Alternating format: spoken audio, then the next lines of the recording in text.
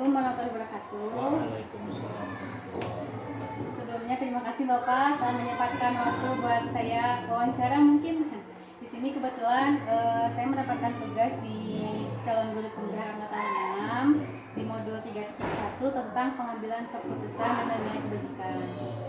Sebelumnya Bapak apakah bersedia direkam dan mungkin nanti kalau terpublikasikan gitu Pak? Siap. Boleh? Terima kasih ya Bapak, terhubung kata Acana. Baik Bapak, untuk di sini beliau ini merupakan kepala sekolah dari SD Negeri Brebes ya, Ya. di sini. Kemudian di sini nih Pak, selama Bapak menjadi kepala sekolah di SD Brebes, bagaimana Bapak cara Bapak untuk mengidentifikasi kasus-kasus yang merupakan dilema ITK atau bujukan lain? Assalamualaikum warahmatullahi wabarakatuh. Waalaikumsalam. Perkenalkan, nama saya Rahmat Subandi, Kepala Sekolah SD Negeri Baros, Kecamatan Jalan. Yang kebetulan dalam posisi sekarang ini SD Baros termasuk sekolah penggerak di Kabupaten Cianjur. Yang ditanyakan barusan bagaimana cara mengidentifikasi kaitan dengan kasus-kasus dilema etika.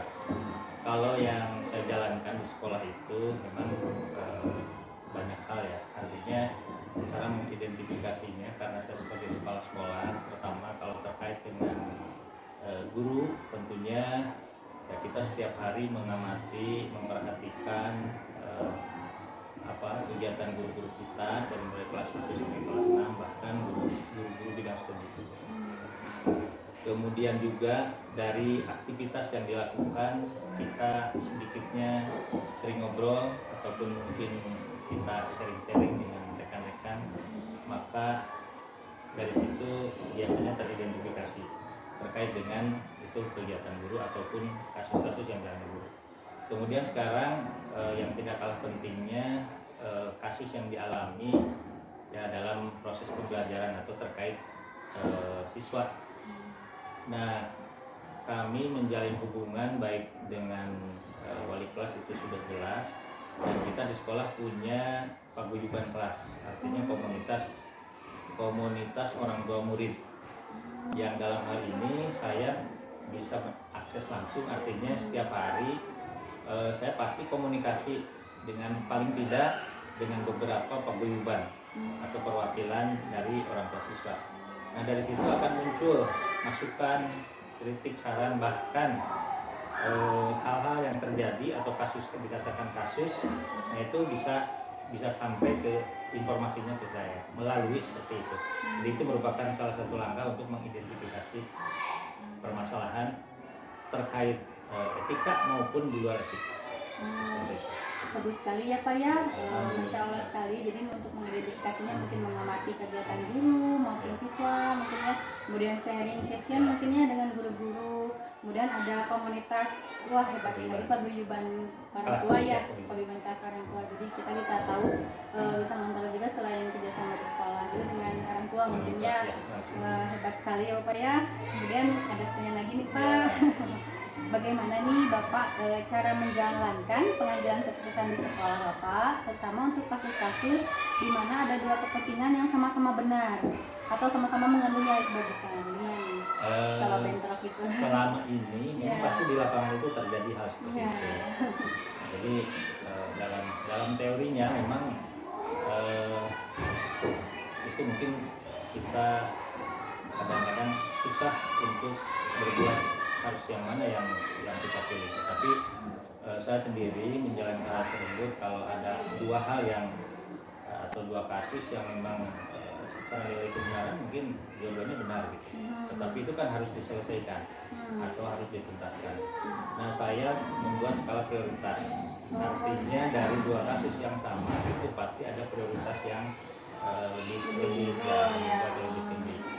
Nah, mana yang harus terlebih dahulu menjadi prioritas kita, baik dari sisi waktu, baik dari sisi side effect, karena setiap permasalahan pasti kesananya ada side effect-nya, ada efek sampingnya. Nah, dari situ kita bisa mengambil keputusan bahwa hal ini yang harus pertama kita dahulukan. Artinya dua-duanya kita selesaikan, tetapi dengan jadwal yang berbeda atau waktu yang berbeda sesuai dengan tadi prioritas yang ada. Itu menurut saya. Wah, keren sekali ya Bapak ya. Ini menjadi pembelajaran juga bagi Nurul ya Bapak ya. Karena Nurul sering sekali nih mengalami hal-hal yang bentrok gitu ya. Pasti Sama-sama gampang benar terjadi. gitu ya. Sering Jadi terjadi. memang iya sering terjadi. Jadi memang kita harus mempertimbangkan juga mana yang lebih prioritas tentunya, apalagi yang mana sertifikatnya gitu ya. Seperti itu. Wah, jadi pencerahan sekali bagi saya Bapak. Terima kasih. Kemudian ada selanjutnya nih Pak, langkah-langkah atau prosedur seperti apa kira-kira yang biasa Bapak lakukan selama ini dalam menangani Kalau apa prosedur atau langkah, saya lebih kepada pendekatan humanis. Ya, artinya tidak kadang-kadang saya tidak terlalu formil. Artinya apalagi kasus-kasus yang terkait dengan peserta didik, siswa-siswa. Kenapa? Karena dalam tanda kutip namanya kasus itu kan pasti di dalamnya permasalahan harus diselesaikan. Dan terkait dengan siswa itu kita harus sangat berhati-hati. Nah, untuk itu pendekatan kemanusiaan artinya tidak kita dibawa secara formil gitu, tetapi kasusnya bisa selesai. Nah, mungkin kita selama ini yang kita lakukan itu jalannya bisa melalui orang tua, siswa, orang tuanya, artinya kita komunikasi dengan orang tuanya tanpa melibatkan siswa terlebih dahulu, anaknya terlebih dahulu. Kalau di situ bisa selesai, alhamdulillah. Tapi kalau di situ masih ada hal yang belum diselesaikan, mungkin bisa melibatkan juga anaknya atau siswanya dengan tata cara yang memang tidak menjustifikasi anak, tidak menekan anak, gitu. Tapi dengan sifatnya lebih dengan ngobrol, supaya anak itu tidak merasa bahwa ini kita sedang disidang, kita tidak sedang dipersalahkan. Nah, itu satu. Kedua, apabila hal-hal yang terjadi atau terkait dengan guru, saya juga tetap pendekatannya secara humanis, artinya memanusiakan manusia. Apalagi di sekolah SD Baros ini, notabene-nya pengajar ini mungkin banyak lebih senior dari saya selaku kepala sekolah. Nah, saya pelajari karena saya sudah tahu karakter masing-masing guru itu, jadi secara humanis juga tetap perlakuannya beda. Oh, kalau ini orangnya pemarah, kalau ini orangnya mungkin jarang ngobrol, saya akan perlakuan berbeda. Cara saya ngobrol juga berbeda. Jadi itu yang dimaksud dengan humanis. Sehingga permasalahan yang kita tuju itu bisa betul-betul digali, sehingga dapat solusi yang betul-betul tidak merugikan baik pihak sekolah, kalau tidak ke sekolah, baik yang punya masalah, guru ataupun siswa ataupun orang tua. Jadi langkah dan prosedur seperti itu yang kita lakukan di lapangan, karena kita menyesuaikan dengan keadaan. Tidak baku, artinya tidak ada prosedur yang baku harus begini. Nah, kita harus memperlakukan. Kalau dalam pembelajaran ada istilah berdiferensiasi, dalam pemecahan masalah ini juga harus berdiferensiasi sesuai dengan masalahnya apa, siapa yang kita hadapi, jadi objeknya siapa. Sekali sekali ya, keren sekali Bapak. Jadi mungkin menggunakan aspek humanis ya, memanusiakan manusia, jadi disesuaikan mungkin dengan permasalahan seperti apa ya. Jadi memang saya juga ketika belajar sedikit bingung nih Pak ya tentang pengambilan keputusan ini. Apakah harus melakukan langkah-langkah ini setiap pengambilan kasus atau tidak gitu ya. Dan kadang-kadang kan, oh saya dulu seperti ini ternyata salah, segini ternyata seperti itu dapat panas. Mungkin tadi bisa ngobrol sharingnya coaching mungkin ya? Ya, semacam coaching lah, istilahnya coaching. Ya Pak, kemudian Pak di sini kira-kira hal-hal apa saja yang selama ini Bapak anggap efektif nih dalam pengambilan keputusan dalam kasus-kasus dilema etika? Selama ini yang mungkin saya juga pernah mengalami ada dilema dalam kasus etika ya, baik guru sebagai pengajar maupun siswa-siswa yang memang ya kebetulan di SD Baros termasuk mungkin untuk di Karangtengah kelas kedua lah, artinya murid di atas 300 itu kan permasalahan juga pasti mengikuti jumlah murid yang ada. Nah, yang selama ini saya anggap efektif itu tadi kita jalin komunikasi yang baik dengan berbagai pihak. Tidak hanya kita dengan warga ataupun guru yang kita miliki sebagai bawahan kita, tetapi juga dengan warga murid, termasuk dengan anak. Nah, anak kita perlakukan juga kayak anak kepada orang tua. Walaupun saya sebagai kepala sekolah, tapi saya kadang-kadang masuk ke kelas, kadang-kadang muter-muter, kita nyapa anak, kita dekati, kita ngobrol. Nah, itu saya anggap efektif pada saat ada permasalahan dilema etika. Karena kita tidak ada jarak, kemudian anak-anak juga kalau kasusnya di anak itu bisa lebih terbuka. Termasuk mungkin guru-guru. Kalau ada permasalahan di guru-guru, dia untuk terbukanya lebih besar dibanding kita dari awalnya jauh gitu. Artinya ada gap. Kita ini seorang pimpinan kepala sekolah, guru ataupun ini murid gitu. Nah, itu kalau ada permasalahan itu lebih susah. Itu lebih susah untuk menyelesaikan. Nah, maka yang saya anggap efektif itu dari jalur komunikasi yang kita pelihara dari awal, hubungan baik guru, orang tua, kemudian juga anak-anak. Yang di dalamnya tadi memanusiakan manusia. Itu intinya. Betul sekali ya Pak ya, jadi lebih ke komunikasi Pak ya. Di samping itu nih Pak, dulu jadi penasaran nih, ya mungkin ada pertanyaan tambahan. Bagaimana Pak cara membangun komunikasi yang baik gitu dengan rekan gitu ya? Karena kan mungkin kebetulan di sini Bapak banyak guru yang senior nih gitu ya, sedangkan Bapak sebagai kepala sekolah. Nah, itu kan menjadi salah satu ilmu mungkin bagi saya gitu. Bagaimana cara membangun komunikasi dengan baik gitu dengan para guru, terutama guru yang senior. Begini, kalau yang saya alami dan itu salah satunya aplikasi ilmu yang kita dapat di kuliah dulu ya. Kalau secara teori kadang-kadang dipraktekkan di lapangan itu ada hal-hal yang memang tidak bisa dipaksakan. Secara teorinya A, tetapi prakteknya mungkin harus A plus atau mungkin bisa jadi B. Nah, yang saya jalankan pertama, kalau kita sebagai pimpinan, tentunya kita harus mengetahui dulu karakter dari masing-masing yang kita pimpin. Seperti halnya guru harus mengenal karakter siswa.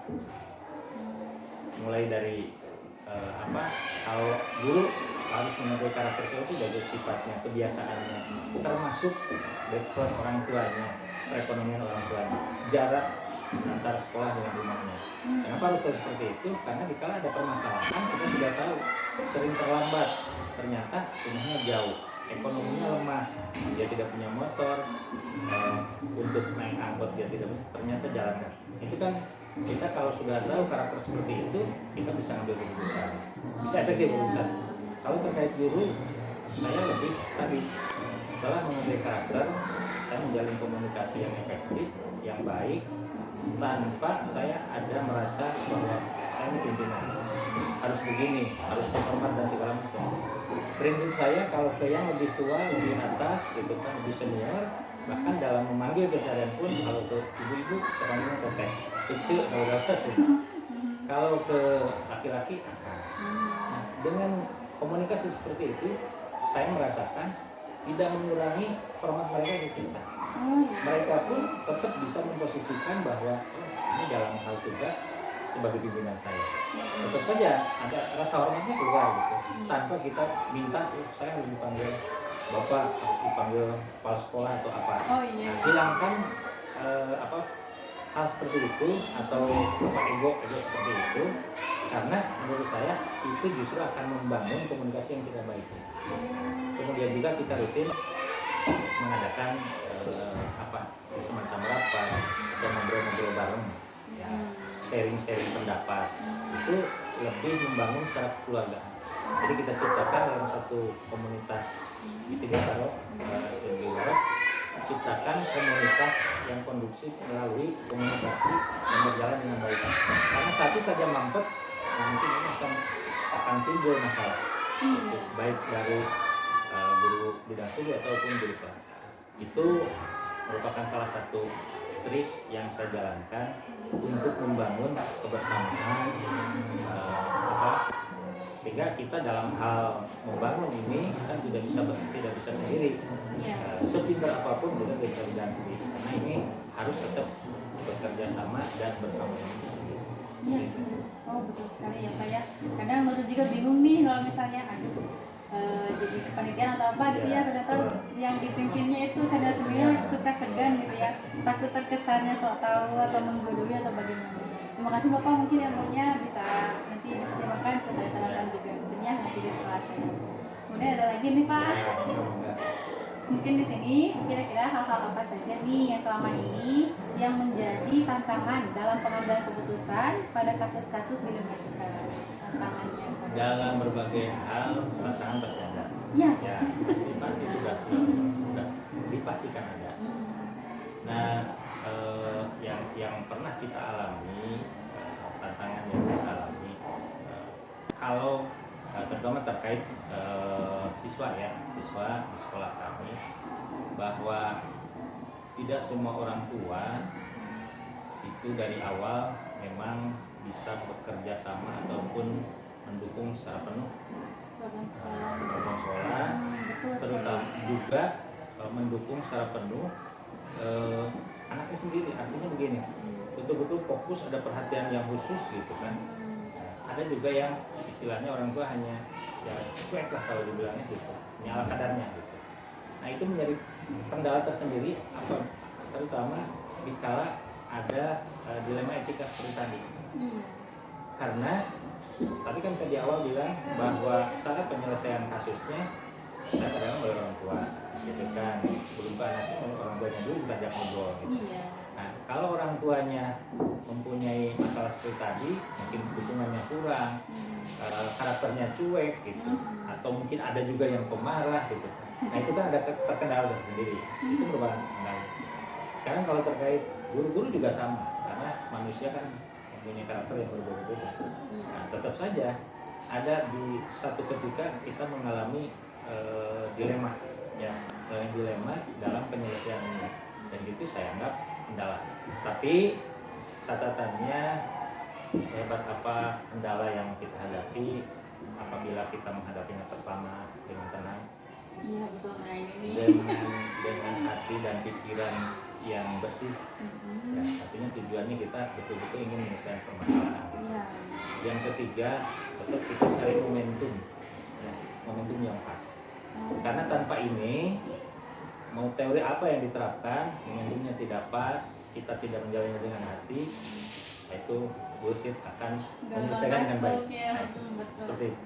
Wah, keren sekali ya Bapak ya tantangannya. Kemudian selanjutnya nih Pak, apakah Bapak memiliki sebuah tata kelola atau jadwal tertentu nih dalam sebuah penyelesaian kasus dilema etika di sini? Kalau jadwal khusus, kita akui memang kita tidak membuat jadwal khusus ya. Tetapi di dalam pertemuan-pertemuan yang kita lakukan, baik dengan guru-guru melalui rapat rutin, atau ada diskusi-diskusi, ataupun kita ada pertemuan dengan tadi komunitas orang tua murid paguyuban itu.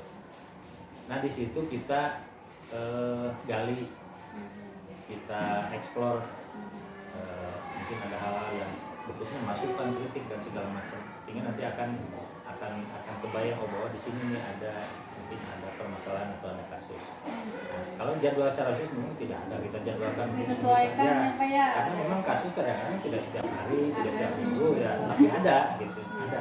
Jadi kalau ada permasalahan, ada kasus, kita otomatis disitulah jadwal kita gitu ya untuk penyelesaian. Tetapi untuk antisipasi, sifatnya antisipasi itu kita mengadakan tadi melalui orang tua. Jadi mungkin ketika ada kasus sesuai dengan momentumnya ya, Pak ya, betul. langsung diselesaikan pada saat itu juga atau gini, karena ada kasus yang bisa diselesaikan dalam waktu singkat. Ya. Ada mungkin kalau saya temukan mungkin jangka waktunya tidak terlalu lama, 1-2 hari. Ada juga yang mungkin memerlukan mungkin sampai 1 minggu, karena terkait mungkin ada beberapa pihak yang di situ terkait. Jadi tetap aja kita melihat kasus per kasus.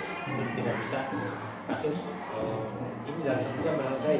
Mungkin mungkin ada yang selesai dalam 5 menit gitu kan. Iya, betul. Tapi mungkin juga ada yang selesainya 2 hari, karena begitu kita menyelesaikan mungkin orang tuanya tidak bisa Iya. ibunya besok gitu. Mungkin anaknya lagi sakit atau apa, kalau terkait anak, termasuk dengan guru juga seperti itu. Karena kadang-kadang manusia kan juga tidak bisa diramalkan kapan sakit, Iya, kapan betul. moodnya lagi bad gitu kan. Nah itu kan tidak bisa paksa kita, tidak bisa paksa. Karena kalau kita memaksakan ingin waktu cepat, malah nanti waktunya akan menjadi lama. Akan sebaliknya, karena ada penolakan. Betul. Gitu, ya. Iya sih, betul ya. Jadi disesuaikan mungkinnya kalau Ya. mengenai waktu atau lamanya jangka waktu ya Ya. dalam pengambilan keputusan menyelesaikan masalah. Nah di sini kira-kira Pak ada nggak seseorang atau faktor-faktor yang selama ini mempermudah atau membantu Bapak dalam mengambil keputusan dalam kasus-kasus genetika? Kalau tadi ada kendala atau hambatan-hambatan, nah tentu saja yang saya rasakan itu juga yang membantu. Ya. Iya pasti ya. Nah, itu ada, terutama yang kita tidak istilahnya harus kita akui, saya sebagai kepala sekolah, jika ada permasalahan atau kasus di ranah peserta didik atau orang tua murid, nah kita juga dibantu oleh guru. Ya walaupun di SD ini rata-rata kan kita tidak punya guru BK. Ya. Oh iya, tidak ada ya Pak Tidak ya? ada, beda dengan SMP ada khusus kan. Iya, Kalau di SD kan memang tidak ada, semua guru BK gitu. Kalau di Oh, SD, di SD ya. harus Semua bisa, guru BK, ya, iya. harus juga termasuk kepala sekolahnya. Oh. Nah maka dikala ada kasus-kasus itu kadang-kadang kita juga tidak langsung terjun. Kadang-kadang kita juga bisa menugaskan guru-guru yang kita anggap mampu, yang kita anggap mungkin ini secara pendekatan bagus itu kan, kedekatan dengan orang tuanya, kedekatan dengan siswanya.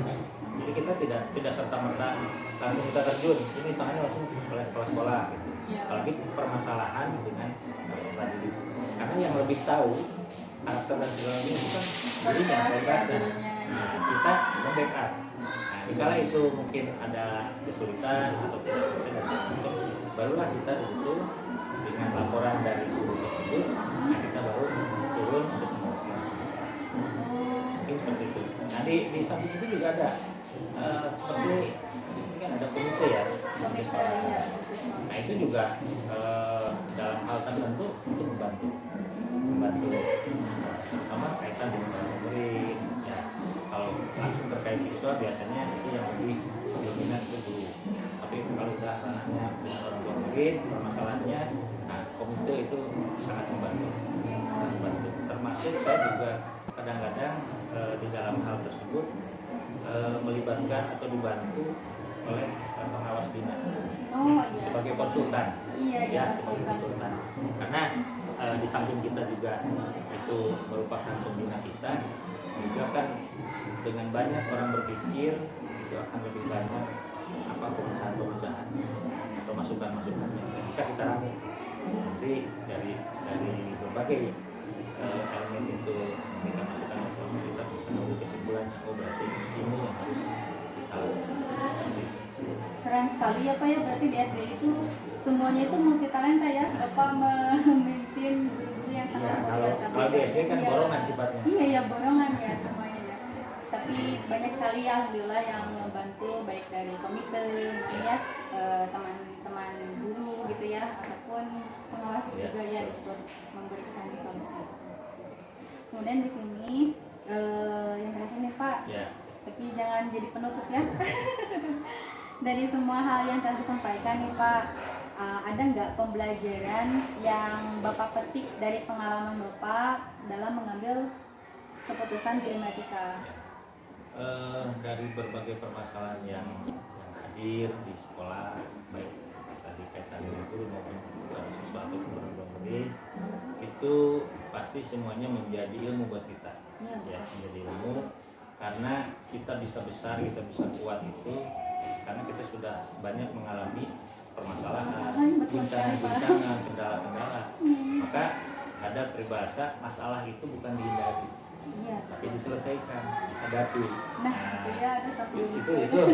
Cuma memang kadang-kadang kita gitu kalau ada masalah itu belum apa-apa, kita sudah panik duluan, sudah memikirkan ke depan yang negatif-negatif. Nah, Padahal itu. harusnya kalaupun kita tenang, itu pemikirannya positif ke depan.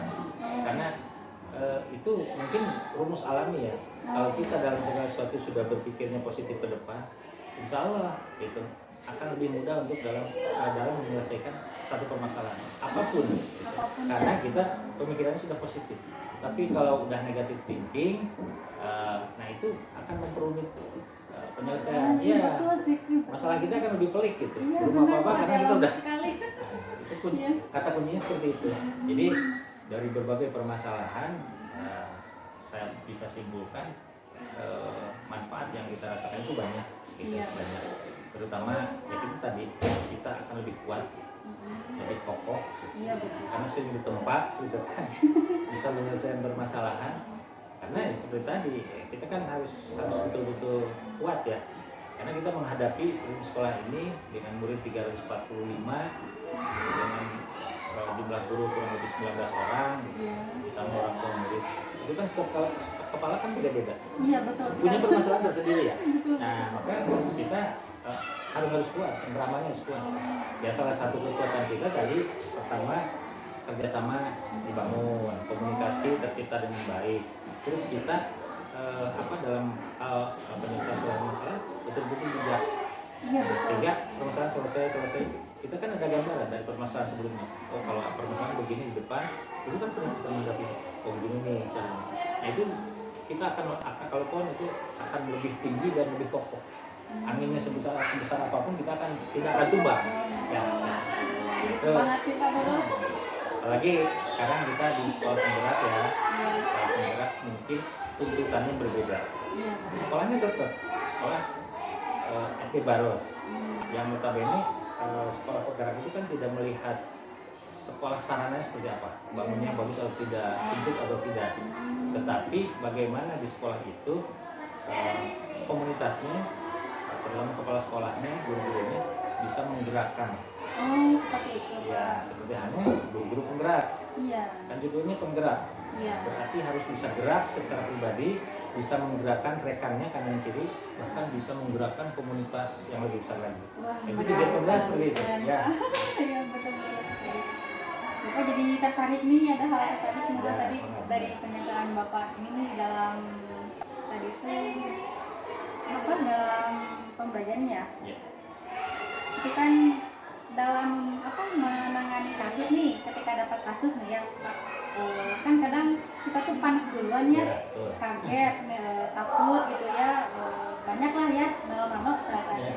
Nah, gimana sih Pak caranya gitu ya agar negatif thinking kita itu bisa berubah menjadi positive thinking gitu caranya? Begini, kalau yang saya rasakan dan saya jalankan itu ya sesuai dengan agama yang kita yakini ya, dalam agama Islam kita sudah mengajarkan bahwa kita dalam menghadapi apapun masalah ataupun bukan masalah itu kan kembali nawaitu Oh ya, iya.